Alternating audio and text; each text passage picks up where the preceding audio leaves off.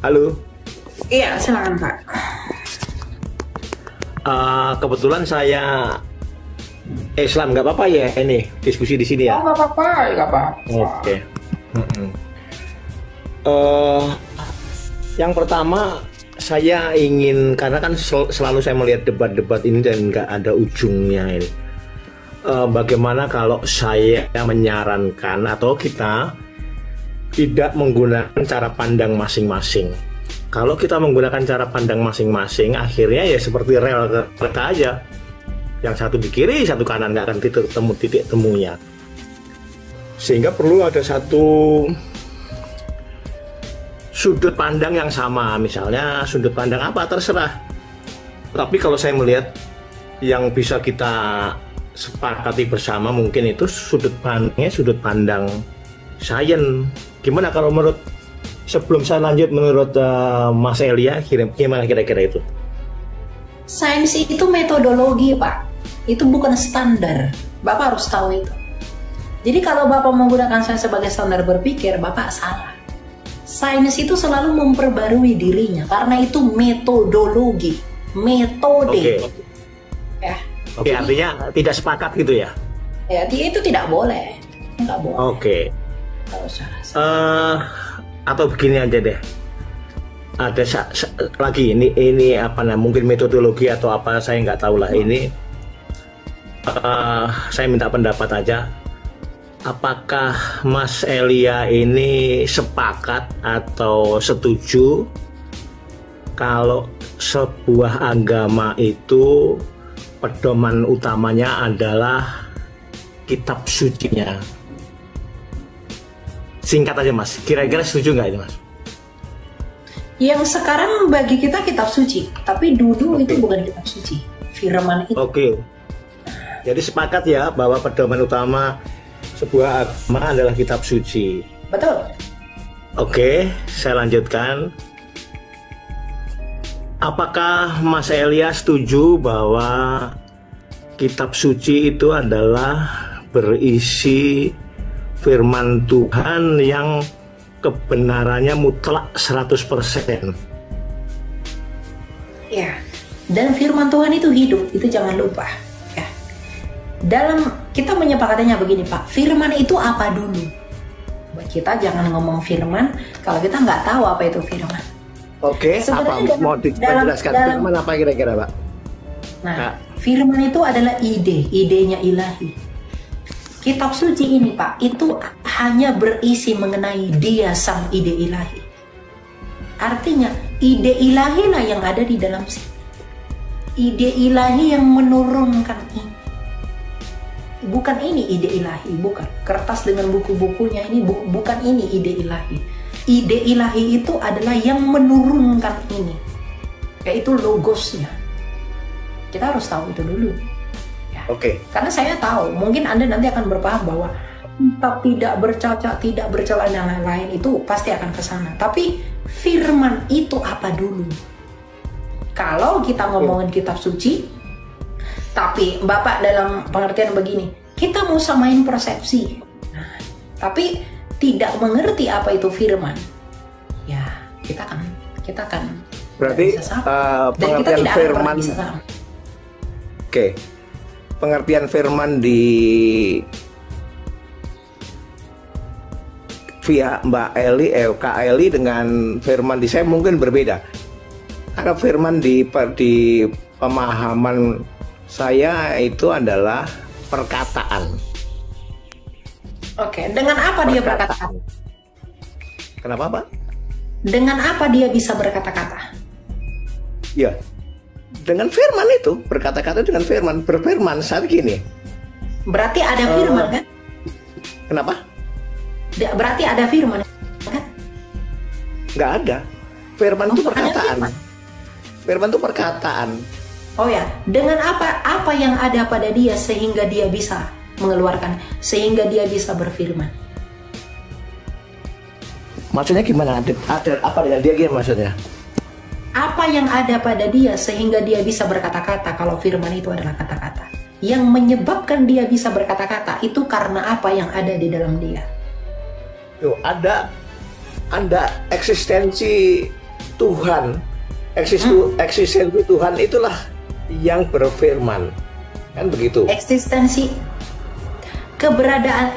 itu kan keberadaan Ya. Tuhan yang berfirman. Maksud saya, Ya. apa yang ada di dalam Tuhan sehingga dia bisa berfirman? Saya nggak ngerti maksud apa namanya, arah pertanyaannya gimana? Firman itu adalah kata-kata, betul? Menurut Anda? Betul. Oke. Betul. Apa yang ada pada dia sehingga dia bisa berfirman? Gini, saya nggak ngerti maksudnya Kak Elia, tapi gini ya, ketika saya berkata berarti ada saya, ya gitu. Kak Elia berkata bahwa ada. Ya, oke. Ketika ada Bapak berkata-kata berarti ada Bapak. Nah, yang membuat Bapak bisa berkata-kata dengan saya karena apa yang ada di dalam Bapak? Nah, saya nggak tahu maksudnya gimana nih, maksudnya ini. Nah, Bapak kan berkata-kata dengan saya dengan apa? Ya. Oleh apa? Loh, ada eksistensi saya kan? Iya, ada eksistensi. Apakah Bapak berbicara karena kaki Bapak? Karena apa? Karena kakimu atau karena tanganmu? Kamu berbicara karena apa yang ada di dalam Bapak? Karena mulut, saya punya mulut dong. Mulut itu hanya menerjemahkan. Itu Ya, dari mana datangnya? Iya. Eksistensi Bukan. itu. Kata-kata itu datangnya dari mana? Sebelum Bapak ucapkan dari mulut itu di mana? Ya, di pikiran. Pikiran. Nah, Ya. bagi kami firman itulah pikiran itu. Karena pikiran itu yang menghasilkan kata-kata. Bukan sekedar kata-kata. Itu bagi kami. Nah, makanya ya. Yesus itu adalah logosnya Allah. Ide itu. Akal budinya ilahi. Kita nggak benar-benar sama dalam hal ini, Pak. Karena ilmu kalam pun yang mengajarkan itu adalah ya. Kalau kita mulai dari sini agak rumit nih ya. Memang nggak bakal bisa karena pemahaman agak rumit. Bapak. Sekarang begini aja, Kak. Itu berbeda. Kak Elia. Misalnya di Tawarik dan di Raja-Raja. Contohnya ini aja. Contohnya di Tawarik dan Raja-Raja. Banyak contoh yang lain. Ini contoh yang mudah saja. Nanti ada juga di surat tentang kejadian Nuh dan sebagainya, banyak gitu. Di Tawarik dan Raja-Raja itu ada informasi yang berbeda. Ini contoh mudah aja. Informasi yang berbeda. Di mana yang berbeda? Coba saya pengen tahu. Coba Kak Elia cari berapa jumlah kandang kuda Salomo. Oke. Itu di mana? Sebentar, saya buka juga nih ya. Atau dicek aja jumlah kandang kuda Salomo, nanti kan muncul. Di 2 Raja-Raja berapa itu ya?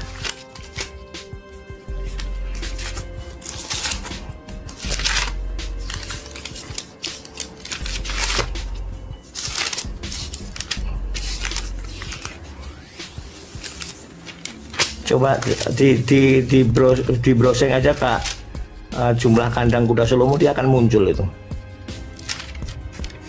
Muncul ya Kak ya? Oke. Ada perbedaan aja tentang ya, yang ada 40.000, ada yang 4.000, betul? Iya. Lalu apa? Nah, kenapa ada perbedaan itu? Dan mana yang benar sebenarnya, kan begitu? Tidak ada satu kebenaran yang dua. Betul. Boleh. Betul. Gini Kakak, kebenaran misalnya 1 tambah 1 sama dengan 2. Itu bisa juga 4 min 2 sama dengan 2, tetapi tidak sama dengan 5 min 1. Ya. Kalau namanya 40.000 pasti berbeda dengan 4.000. Tetapi kalau 1 tambah 1 sama dengan 2 bisa sama dengan 4 min 2, tetapi tidak sama dengan 5 min 1. Ya, tidak perlu terlalu jauh. Ini jawabannya gampang sekali. Seperti ini. Oke. Ini bukan sesuatu yang keluar dari mulut Tuhan. Tapi ini adalah bagaimana penulis Tawarik, bagaimana penulis kitab Raja-Raja mendeskripsikan tentang apa yang terjadi pada masa itu. Karena kitab kami, Pak, tidak turun dari langit dalam bentuk kitab. Bapak harus tahu itu. Kecuali saya tunggu, saya stop dulu. Saya stop dulu Kak Elia. Bentar dulu. Kitab kami itu tidak pernah diturunkan dari langit. Ya. Jadi apa yang ada di dalam Alkitab kami itu bisa dibuktikan secara historis.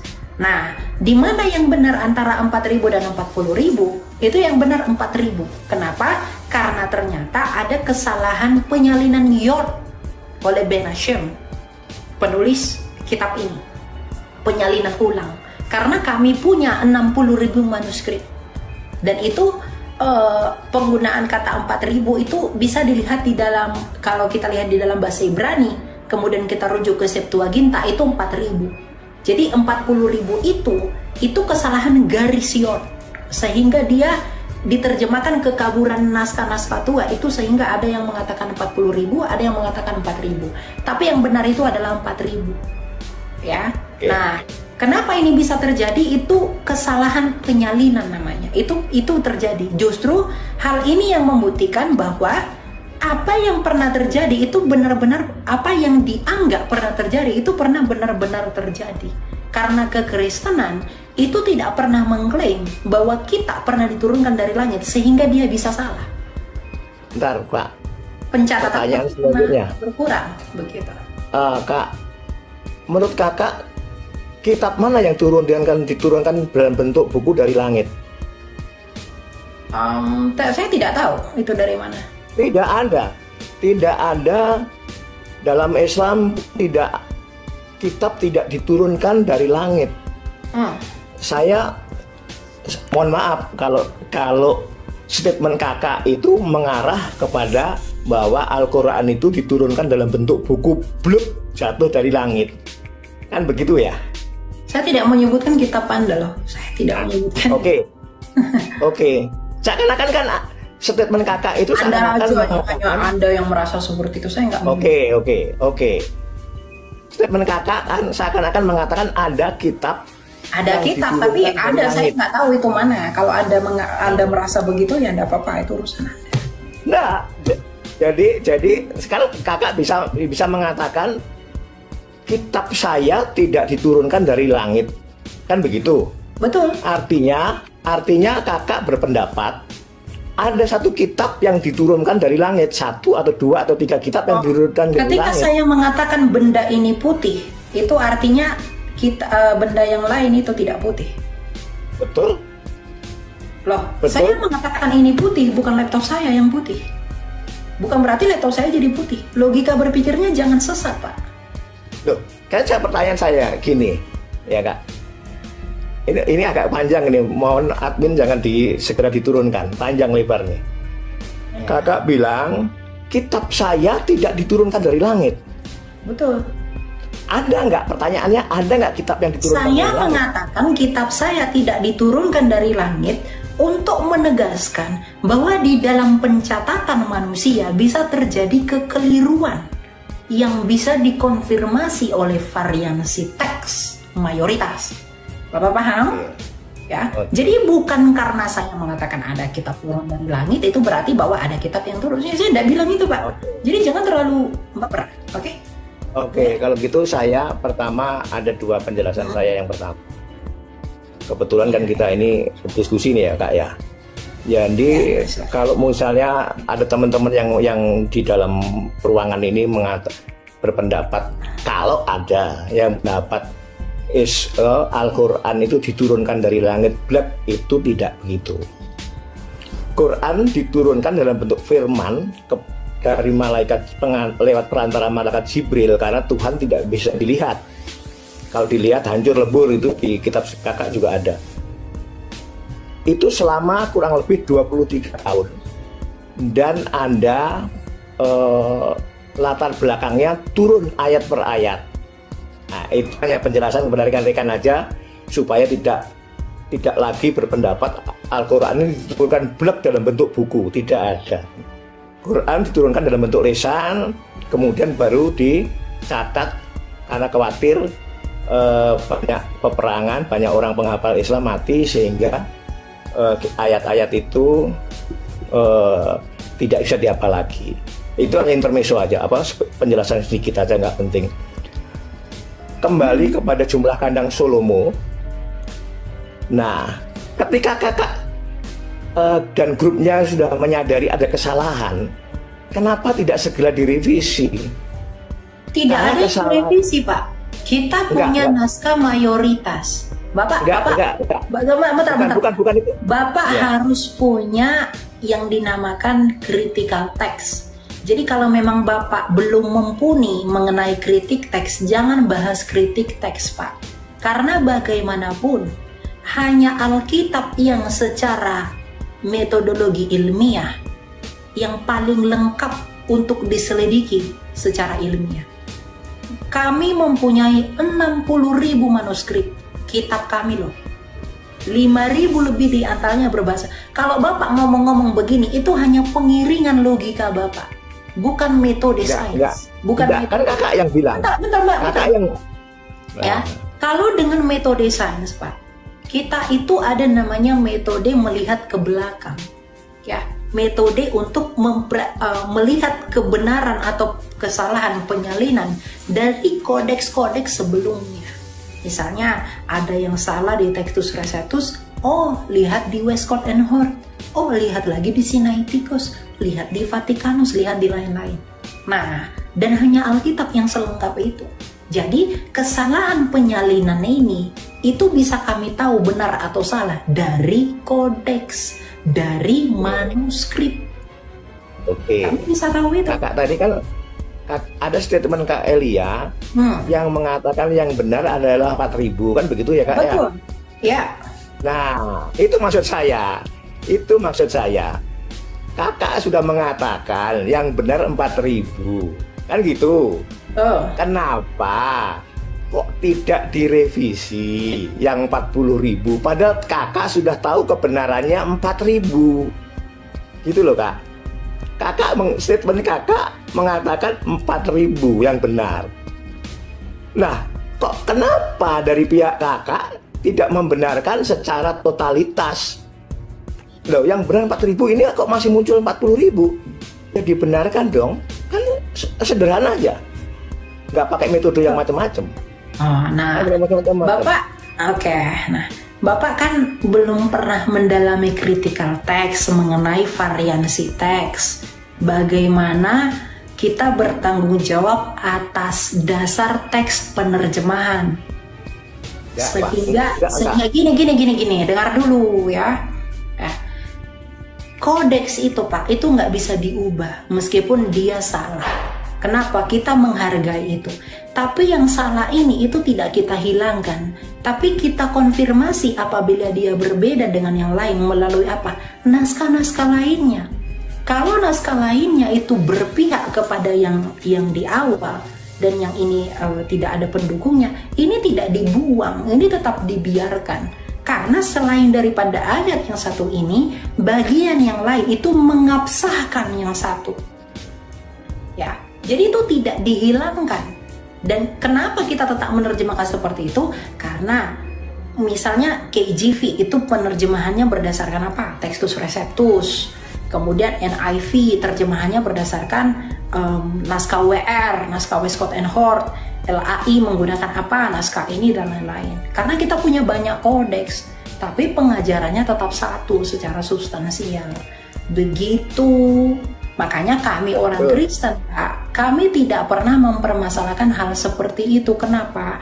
Karena suara kitab suci, meskipun banyak kodeks-kodeks yang dikumpulkan dan ada perbedaan-perbedaan kecil, tapi ada yang dinamakan dengan receive text untuk mengkonfirmasi semua itu. Dan itu dilakukan dengan metodologi yang ilmiah, tidak sembarangan menghapus-hapuskan dan membuang itu, memperbaiki, merevisi itu enggak. Coba Bapak lihat, bentar. Ya, misalnya Bapak lihat di NLT translation itu dikatakan 4.000, di Net Bible juga demikian. Nah itu yang memang melakukan penerjemahannya itu berdasarkan teks tertentu yang mencatatkan 4.000. Tapi ada juga yang menerjemahkannya atas dasar naskah atau kodeks yang lebih memprioritaskan kepada yang 40.000 tadi. Jadi itu tidak masalah bagi kami, gitu loh. Ya, kan dari awal tadi Kak, dari awal tadi saya udah bilang kalau itu kitab suci itu kan nggak tahu Kakak tadi saya lupa setuju atau tidak. Kebenarannya adalah mutlak kan gitu ya. Kebenarannya mutlak. Artinya begini. Kalau ada satu ayat yang mengatakan jumlah kandang atau mengatakan tentang bilangan 2, kemudian di tempat lain mengatakan 4-2 atau 5-3, itu masih sama. Itu masih sama. Tetapi kalau yang satu mengatakan 4.000, yang satu mengatakan 40.000, pasti itu Anda yang tidak benar. Dan Kakak mengatakan tadi ini berdasarkan ini berdasarkan makanya ini. saya katakan firman Tuhan dari kami itu kebenarannya absolut. Bentar kak. Tapi itu dicatatkan aku belum selesai Kak. Orang yang seperti itu. Ya, aku belum selesai Kak. Purba yang kita Kakak kalau tersudut jangan motong seperti itu dong. Kakak kalau tersudut jangan motong seperti itu dong. Maksud. Jadi kalau Bapak mengatakan kebenaran absolut berarti tidak ada kesalahan penulisan, coba Bapak kalau mau menjawab itu, coba Bapak pelajari dulu bagaimana transmisi kitab suci Bapak. Ya, tentang yang terbakar lah, yang apalah segala. Oke, saya jelaskan. Belajar saya dulu. Jelaskan nih Kak. Oke, saya jelaskan langsung. Nggak perlu jelaskan di sini. Nah, Kakak nggak berani. Kakak tersudut memotong pembicaraan saya. Evaluasi. Ketika Kakak menyerang saya jelaskan, Kakak nggak berani. Gitu ya. Jadi sebenarnya kalau Anda bahas kritik teks dengan orang Kristen, Anda bunuh diri. Itu nggak bagus ya. Saya bukannya nggak mau ya, tapi kalau saya itu dipolemik dengan cara itu, saya mau polemik mereka, nanti saya dituduh yang aneh-aneh. Saya nggak mau. Kalau mau serang-serangan, saya bisa. Saya punya banyak data, gitu loh. Tapi saya nggak mau menguras energi yang seperti itu. Gitu ya. Nanti dia nggak bisa ini, saya dituduh ini lagi. Dituduh itulah, dituduh apa, segala macam. Gitu. Kalau saya mau, saya bisa kok. Saya punya data banyak, saya bisa, tapi saya nggak mau, ya, gitu ya Pak ya. Lagian ini room penginjilan, bukan bahas kitab Anda, gitu. Jadi saya dikasih hikmat sama Tuhan. Oh Elia, janganlah Denny. Kita toh, gitu. Jadi bukan di sini untuk apa? Untuk berpolemik. Saya bukan nggak bisa. Waduh, saya punya banyak data, tapi untuk mengutarakan itu, saya nggak dulu lah Pak ya. Gitu. Kalau mau dengan saya nanti di Zoom aja, kita private. Gimana? DM saya, kita di Zoom berdua, oke? Biar kita saling menyadarkan. Kalau di sini jangan. DM saya ya Pak ya kalau masih nonton ya, nanti kita di Zoom bareng-bareng. Oke.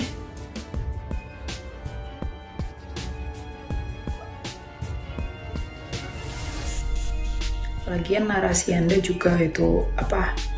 Menyatakan persamaan. Bapak mau menggunakan sebenarnya udah nggak bisa disamakan karena beliau menggunakan standarnya untuk menilai kita. Nah, artinya firman itu pun di dia tadi kita udah nggak sama. Dia memahami firman dengan yang kita pahami itu kan ya udah nggak sama. Jadi kitab suci yang memang datang dari firman, yang adalah yang memang dihasilkan dari firman dalam pengertian logos, itu udah nggak clear. Bapak yang tadi udah kabur ya, Elia ya? Si Catur tadi? Ya, itu nggak usah di ini Pak. Saya nanti takutnya room saya itu jadi room begituan. Iya. Karena sekarang bukan waktu yang baik untuk itu. Ya, silakan Pak Johano. Iya, nanti kita ngomong dikit ini dituduh ini, di framing, digoreng lagi sama mereka. Jahat sekali. Jadi saya nggak mau.